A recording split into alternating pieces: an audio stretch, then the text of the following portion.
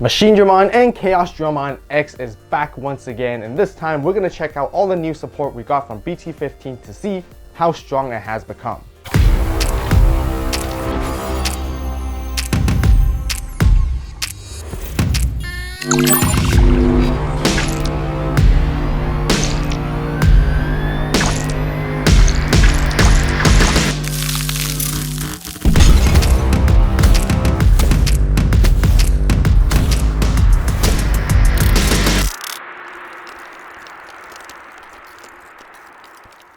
Okay, so for the first matchup that we're playing up against today is going to be the updated yellow vaccine with the whole new Angewomon and Gautomon line, which we're going to see how we play it out. Now, looking at our opening hand, not the greatest. We do have a level 3, but it's really just the rest of level 5s plus Machinedramon. We could, in theory, kept it and maybe hard played a Machinedramon early on and sort of establish the board that way. But that's one of the tricky things when it comes to playing Machinedramon, is because, yeah, your hands can get very clunky and very awkward, and it could feel pretty difficult to play because of the awkward ratios and counts when it comes to the deck building, which is nowhere near any traditional style whatsoever. Our mulligan hand doesn't look the greatest, but a little bit better, so we can Digivolve into Dorumon. But here you guys can see I decided to hard pass here, just because I don't want to hard play something for 7 cost and give my opponent a bit too much memory, although arguably it could have been the right thing to do anyways. And yeah, situations look kind of doomed on our hand because we're missing a level 4 and trying to rely on a top deck to find a level 4 to Digivolve into isn't a very reliable strategy after all. That's what you guys are probably thinking, but don't worry, I'm going to show you guys exactly what I'm going to do to play Machinedramon and make it work, because Machinedramon has capabilities to ramp up very strong in the late game. Especially, we get to showcase this brand new Megadramon, which lets us search the top few cards, still not finding a level 4, which is totally fine. But at least we can set up a Marvin Jackson to mind link it directly to it, and then we can grab our Chaosdramon X, which we can utilize later on, and we're going to mind link out at the end of turn. We are giving our opponent a little bit more memory to work with, but 3 versus 4 memory isn't really a whole lot. And of course, when it comes to yellow vaccine, they can go pretty explosive, especially when they go into the classic Patamon with Bulkmon combo here, alongside with TK and Kari as well, which can give us minus security, and they gain a lot of memory off of this too, all in one go, which is, yeah, a pretty decent play. And they could just check 2 checks, jamming. Luckily, they did run into this attack with the heavy mobile Digimon, which we can actually, turn the tables around at this moment. And we're going to try to take advantage of it as well by deleting that Bulkmon by not letting the second check go through. Now, our game plan afterwards is, yes, it's still rather slow, but what I'm trying to do is so that by pushing up that Dorumon, I only did that because I know that I have a second Dorumon that I can Digivolve immediately into to cycle through my egg and draw as many cards as possible. The main priority for you guys to know is when you're breaking a little bit or when your hand doesn't look that great, what you want to try to do is find as many opportunities as possible to draw and cycle cards. Yet again, we're still not seeing the level 4 we really need yet. We're thinking about whether we want to utilize Marvin Jackson just to gain a memory, and then we're just going to draw, Digivolve and draw, and continue to cycle here. They did Magnet Angemon Ace on our Dorumon to get rid of it, but yeah, they didn't know we had a backup one. That's the only reason why we pushed it up to begin with anyways. And here again, we're just going to go and start showcasing how good this Megadramon is. We do have security -1, so we're not going to be able to chip away and check the security, but that's totally fine, because what we can utilize is when attacking effect by putting Marvin Jackson underneath it, we get to pop their TK Tamer which is a 3-cost Tamer. And that's going to be really beneficial for us, because then it's going to be a huge counter to them as long as we have that continue to be consistent on the board. We can only hard play the Analog Man and hard pass them back to 3. And the most we could really do now here is to continue to hope and cycle through cards until we find the pieces we need at some point, which again doesn't look great. But that's the grind game. That's the tough part when it comes to playing Machinedramon. And that's sort of the things that we have to go through. Finally, we did find ourselves the EX1 Machinedramon, which we can actually potentially hard play now, which they're quite a sufficient amount of pieces. We're going to go for Analog Man first. And here I'm just counting on how much parts I want to sort of optimize to play it. I think I only have like 4 at maximum. So I felt I was kind of debating, hey, should I just play another Marvin Jackson sit tight? Just because I kind of want them to attack us with their Digimon, especially if they have Seraphimon on board. Because having them chip away our security, that could potentially give us more parts to work with later on too. And that's exactly why I decided, like, hey, I don't think they can end us just yet. So let's just sit tight and let's see how they play it out, and then we can respond afterwards. Once again, yes, it could be daunting sometimes, the feeling of playing this, because now it feels like we're always playing from behind. But that's just the nature of Machinedramon, because once you are able to ramp up from behind, you're able to go really, really crazy, and there's almost nothing they could do to stop us anymore. And I'm actually going to prove that in this particular game, because just hard play the Pokemon and end their turn, because it's just trying to give us as little memory as possible to work with. We're going to start off with Analog Man as well, and here we have gathered enough pieces to sort of like pick and choose now at this moment. By being able to play this Machinedramon for the full 12 cost, we're going to tuck up 5 pieces underneath here and selecting the most optimal stack that we want to build it through by putting it all underneath, gaining 5 memory back. Yes, we're putting them to 4 memory. Machinedramon does tend to pay quite a bit of memory, but honestly, paying that extra memory just to get this body on board, that's the way how you want to play it. Right now, with this Machinedramon, is going to be really, really good against the yellow vaccine deck. And the reason why is because its DP cannot be reduced. It has that straight up effect, which is really good. We have Analog Man to redirect an attack, so we have like a bit of defenses. The nicer thing that would have, you know, the other thing that would have been nice was that if we were able to tuck in Marvin Jackson before we passed turn, but we weren't able to just because it wasn't present on board prior to that. But at least we guarantee ourselves a blocker by, you know, mind linking with it and keeping it underneath it during the opponent's turn. The only thing that can really get them out of this situation or try to like win the game for the opponent's side is because they need to cycle through a security to have Seraphimon gain security +1 and potentially have a hybrid to go for a game here. They're gonna try to attempt to swing 2 checks with Seraphi, which is the one that we're gonna have to redirect no matter what.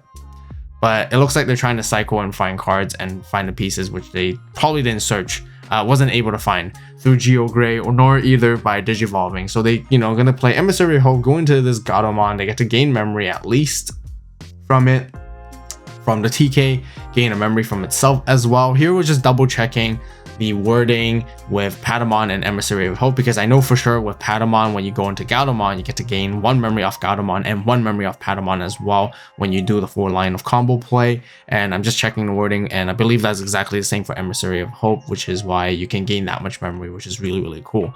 And yeah, I think they're just trying to cycle Digivolve as much as possible, try to dig for a hybrid, and maybe try to go for a game from there. And they're probably just going to start attacking as soon as possible. The thing is that our Machinedramon is actually not strong enough to match the Seraphimon in DP. But the main goal thing is that we still have protection with the parts maintain kind of effect, where we can just discard like out to 5 level 5s off of it and sort of keep it still in play. And of course, when they attack with it, we're gonna sort of like redirect over Analog Man no matter what.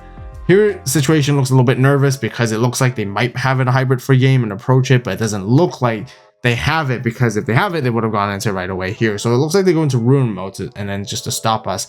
It looks like they don't want us to push up with the Doraemon, but usually we don't want to push up with Doraemon anyways. We want to climb into a level 5 first prior to do that. And then we're just going to continue to use Analog Man to sort of like, you know, gain more memory and go through more pieces. We are under the influence of blanket minus 5k. We are under an influence of -1 security as well, which is why then I'm contemplating, do I really want to go into Chaosdramon just yet? And I just quickly did some math and sort of searched through all my parts and see what kind of combo pieces I can gather for this big stack. And it looks like I was able to sort of get a pretty good answer out of this, because by going to Chaosdramon, I get to de-digivolve them 3 times by getting rid of their Ruin mode and their Seraphimon, and now they have a Megadramon Ace, which is left vulnerable here. Here, I'm going to decide to attack into the Megadramon Ace, utilize the Megadramon to de-digivolve, and you'd also use Metamamimon to pop the Gatomon stack away because they could potentially go into an Angewomon Ace, which we gotta respect that as well. And we get to clear their board at that particular moment by respecting it overall. And we get to pop the TK at the same time, clearing their entire board here. And now we gain a ton of memory back and we have a lot of stuff to work with and we can sort of be selective. We get to play Supreme Connection to search for and find for pieces as well, all at the same time, and actually come back from all of this. Yeah, you guys probably won't believe it. We're gonna make a big comeback from 0 security here against, I don't know, however many, probably they have 6 or 7 I can see right there, but we are actually gonna grind this through and make it work. Earlier on, I could have just went into Chaos X and not have to worry about the DP reduction because Chaos X gets to gain all the effects underneath it, but I didn't want to Digivolve right into it earlier without thinking twice, just because I wanted to utilize the Chaosdramons when Digivolving all over again and being able to tap more things underneath. But at this point, I kind of felt like, okay, I'm in a pretty good position, so might as well just Digivolve into it, draw some more cards, maybe just put only 1 piece underneath and just call it, and then like try to sustain for the rest of the turn. Here, we completely forgot there was a blanket minus 5k anyways, so we kind of just didn't play the Doraemon. That makes sense too, so we'll just hard pass back to them at 3 since they have a Mary Tamer anyways.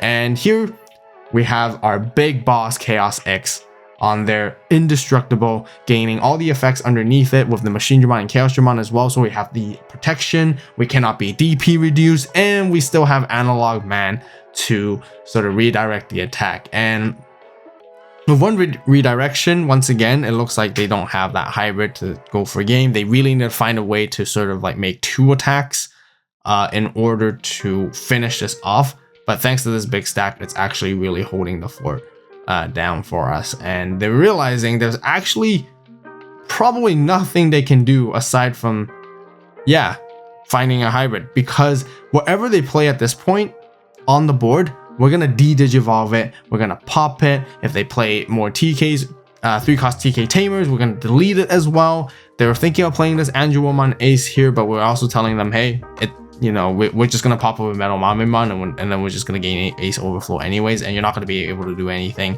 which is a very, very, very, very difficult situation that we're putting them into, and we are just almost like hard countering, checkmating them, which is why, it's taking them a while to actually really think and decide what they can do, because the question is, what can they really do at this moment? Now we have the perfect counters, the perfect stack we need. The only thing I would like to see is actually just reboot, which we're missing, so then we can at least make attacks and reboot, so then we have blocker with Marvin Jackson, or have blocker on our stack too, and then 1 more redirect to stop 2 attacks all in one go.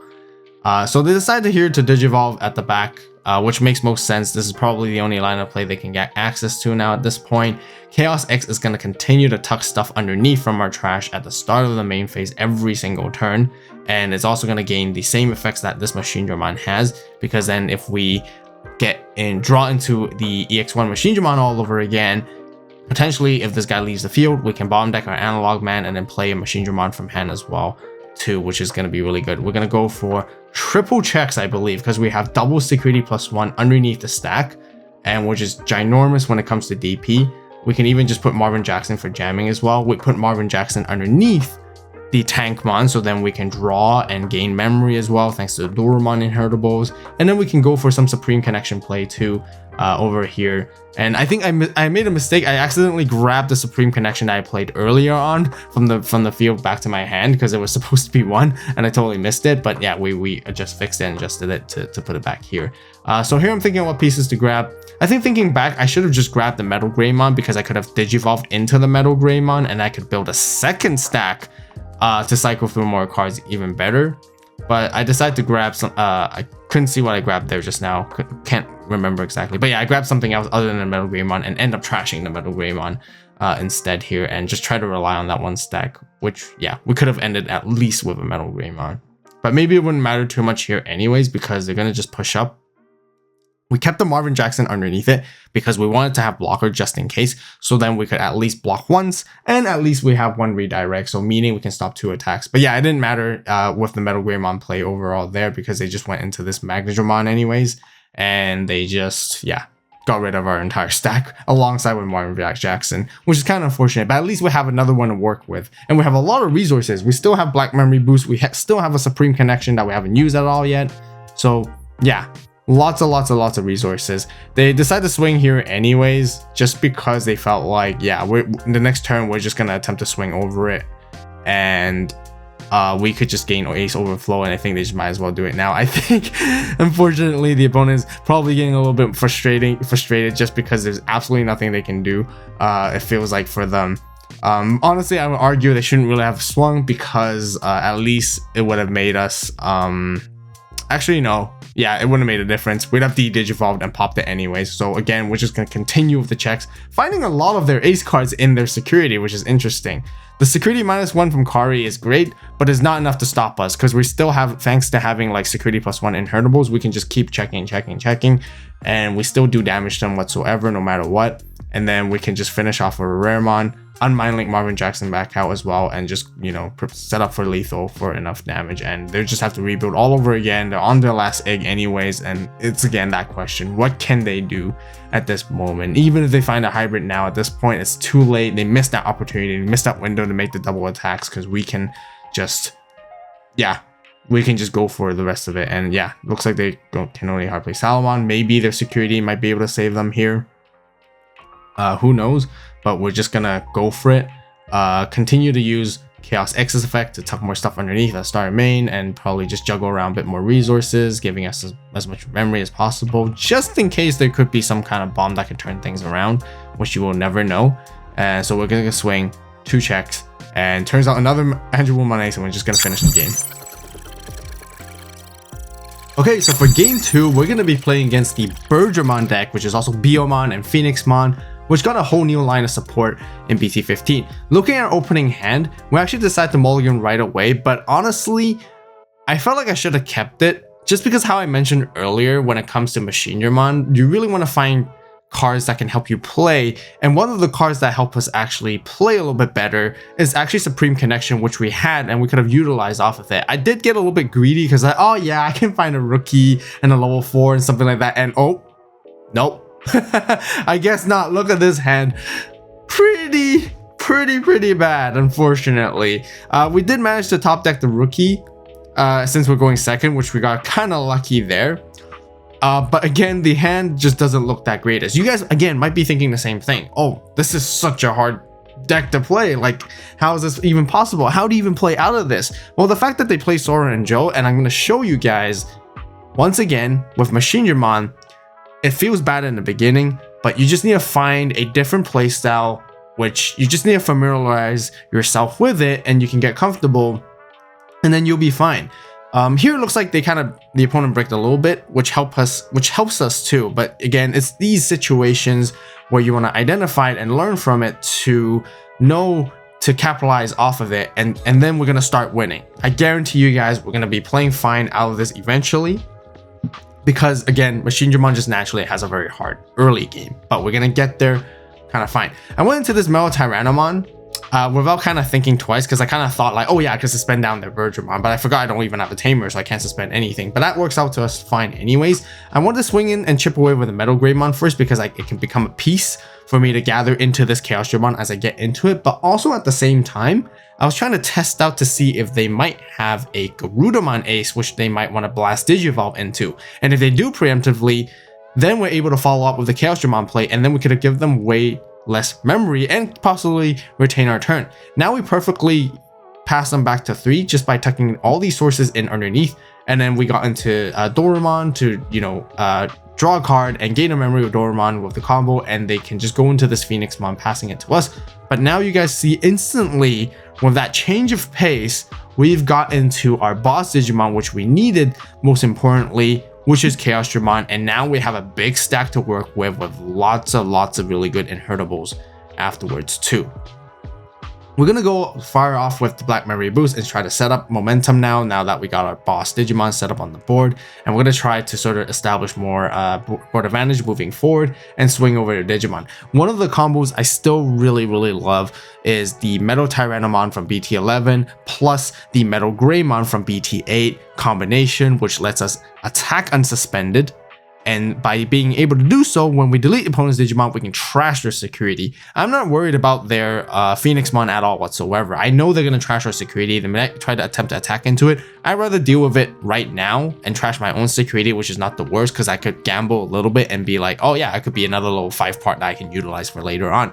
Although in the end, it was the EX1 Machinedramon that was trash, but you know, we're just kind of like speeding up that because the inevitable, because I don't want them to be able to cycle and go through their combo loops with the Phoenixmon combo essentially. And if they're able to sort of like, you know, chain their sequencing and their effects and get up there, they can do a pretty like interesting things, which again, I don't want them to do interesting things. I want to make sure that I'm securing my win con here. They're trying to chip away at security too. We have Analog Man, which we can suspend to redirect the attack. And I think they're trying to bait into it because then they want to utilize the Yokomon to grab something back if it was to delete it. If not, they at least still get to chip away at a security. But I decided to redirect anyways because I don't want them to, you know, I already took a damage early on. I didn't want to take any more damage at the moment. And since I have the upper hand, you know, they could easily just stop attacking and not attack me for the rest of the turn. So might as well just use it anyways. And I kind of doubt with the memory they have, they could really suddenly like take our Digimon. Yeah, surely they can go into Garudamon Ace, and Garudamon Ace can help them play a Tamer and potentially pop our stack, which is a blocker, which we do have a Megadramon that provides blocker at the bottom, but we still have parts maintained to protect it anyways, so where our stack is fine. They run into Super Eradication attack, which is essentially the same as attack on a heavy mobile Digimon when it comes to security. We just trash something from our hand, pop something with a play cost equal or less, which is kind of good, so we have pretty good board control there. Ever since moving onwards, as soon as we have level 5 stuff in our hand, we're going to toss it away with Analog Man at the start of main phase just to draw cards and cycle through. And here at this moment, I see myself, okay, we got several pieces that we can work with now. Let's Digivolve straight into Chaos X to go into Chaosdramon's when Digivolving effect all over again, gaining memory, drawing cards, and you know, gaining a lot of value. And then we can just again repeat the same combo, go for the safer play. Just swing over their Birdramon, pop their Tamers. I gotta say, the dual color Megadramon from BT9, the black and red one, is putting a lot of work today in these both gameplays, popping those 3-cost Tamers non-stop, which is always, again, a really good card, especially when you're against Tamer heavy decks.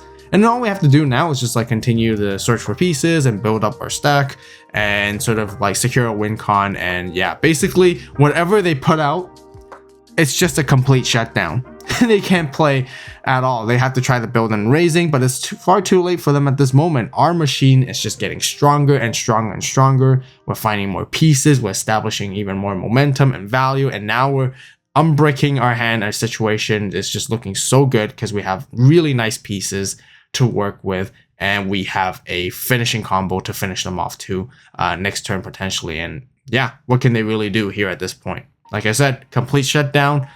Secure the wins. So yeah, they're in a really tough spot at the moment. They know that they have to answer our board somehow with the best of the capability, because we can just swing 2 checks, finish it off with Tankmon afterwards too, and they have to think really hard. And yeah, we're pressuring pretty well here. We're sitting in a fantastic spot. I have great follow-up plans, follow-up plays, which I can show you guys just in a bit as well. And yeah, it's gonna take them some time, some thinking time to go around. We can even build another Machinedramon stack if we want to. Double Chaosdramon X? Pretty nasty, honestly. Yeah, so they decided to go up hybrid into Burning Gray on top of the Ekiho, because I believe they know that we're just going to delete it anyways with the Megadramon later on. So, you know, keeping this kind of alive is kind of neat. But we can just swing over there in Suspended Body and then we'll just trash it. So yeah, it's like no matter what they do, it's futile, you know. we're gonna able to climb over it no matter what. Once again, always trying to use Analog Man when we can.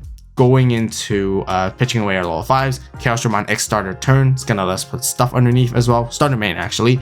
And then now we can just Digivolve if we want to. We're gonna gain a lot of memory. Not a lot, but we could gain quite a bit of memory thanks to both those cards. Draw cards as well thanks to Doraemon. And we're just gonna attempt to swing over it first. potential Serious Mon ace. I don't know. Unlikely though, but we're gonna trash their security. Go for the safer play. We're gonna go into Megadramon here as well, the newer one, which is a fantastic card for this deck overall, right? Really great hits going into Marvin Jackson here once again, and then we can swing for the last security with jamming as well, and then we're just gonna go for this finishing combo, which I really like. Because with final attack on final heavy with Digimon, whatever, attack out of the heavy mobile guys, we get to use Supreme Connections delay, which allows us to actually play the Machinedramon for less cost than usually for paying 9 instead, and we get to gain all that memory back to rush Blitz for game.